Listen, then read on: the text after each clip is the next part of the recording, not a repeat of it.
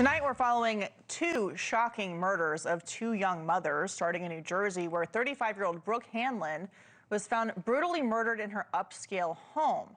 Terrified neighbors say it's the kind of town where you don't need to lock your doors at night. And the other murder took place in Ireland, and the victim is a New York native named Jamie Carney. She was also killed at her home, and her body was tragically found by her 13-year-old daughter.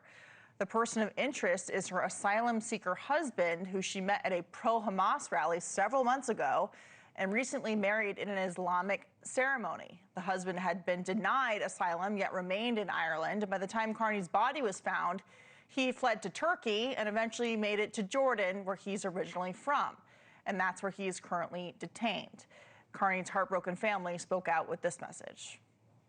I don't want my cousin to have died in vain. So if she can become a symbol of women's rights, fight against domestic abuse, and being able to see the red flags and be careful of who you let into your personal life. Joining us now is Allison Weiner, NewsNation senior producer and author of Murder and the Media. Allison, great to see you. So you've worked on a number of murder cases and investigations. I mean, this happened in Ireland, so are investigators doing what they need to do to ensure that the evidence is collected and that they can get some kind of prosecution? I mean, Jordan doesn't have an extradition treaty with Ireland and vice versa. So what comes next for this? You know what? I'm not sure. I mean, I know that he tried, the suspect was already in the United Kingdom, and then he went to Ireland.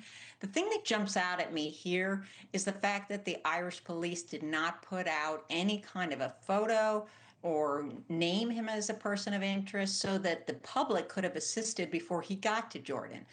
And I find that to be particularly troubling. I'm not an expert in the laws of Ireland, but it just seems to me that this murder is indicative of a problem that we're having, but also is much more extreme in Europe, where they have all kinds of immigrants that came from the Middle East. They don't know why they came from the Middle East. Some were victims in the Syrian war and refugees for real. And others are like this suspect, Yep. who apparently was hoping that that his victim, Jamie, would be able to get him into the United States. So his end game was in Ireland. He was trying to come here. Yeah, most of them were military-aged males, and I find it very peculiar, like you do, that the Irish government and police wouldn't put out a photo. And as we've seen with cases in the UK that are similar in nature to this, they do it to protect the identity because they don't want people to be xenophobic, racist, or anti-immigrant. So we'll see if they have a better excuse for why they didn't do that. But we're also looking at this other murder, this horrible story. Doesn't the fact that he potentially killed someone should trump that politically correct? You would think that it would trump political correctness, but as you mentioned, Europe is just in a terrible state right now when it comes to dealing with that problem. But back here at home, there's another horrible story. This one out of New Jersey.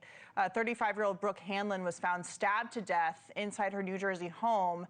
Of course, this is an affluent rural community with hardly any crime, if any at all. Allison, there aren't any suspects at the time, but you've covered cases like this before, and what's your reaction to that audio that we just heard?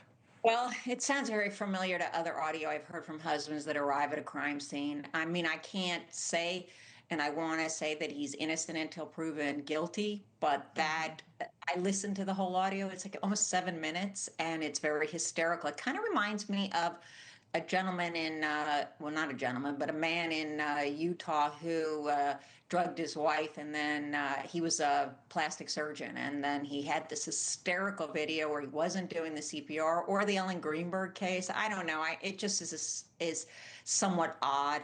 The hysteria grows. The audience didn't hear the whole thing, and they should listen, but the hysteria grows throughout the audio. He gets worse and worse, and it's just, here's the thing that really makes me suspicious.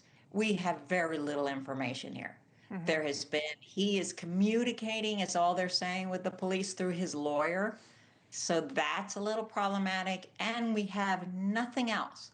We've heard nothing from the police. And just in my experience, and again, I say this with the caveat that he is innocent until proven guilty, but when you hear nothing from the police, that means sort of like what we saw in Ohio, where the wife and the husband were murdered by the ex-husband, the Tepe murders. Yeah. So when you hear nothing, you got to think that something's happening and that they have a. Have police And- put out any kind of warning to the community, like there's a murderer on the loose? Because if not, A warning. I think you have your And there answer was about what they're thinking. And there was a statement from a friend of the victims who said that he was quiet. It was not 100% negative. She didn't say a single positive thing about the husband. So slowly we're going to hear, I think, that there's some sort of, there had been a history of domestic problems. They have a 1-year-old baby. It's the middle of the afternoon and he comes home. What is that about? It just raises a lot of red flags for me, just based on all the different murder cases that I've covered over the years. Thank you for watching. Subscribe below and download our NewsNation app right now on your phone, and you will get fact-based, unbiased news for all Americans.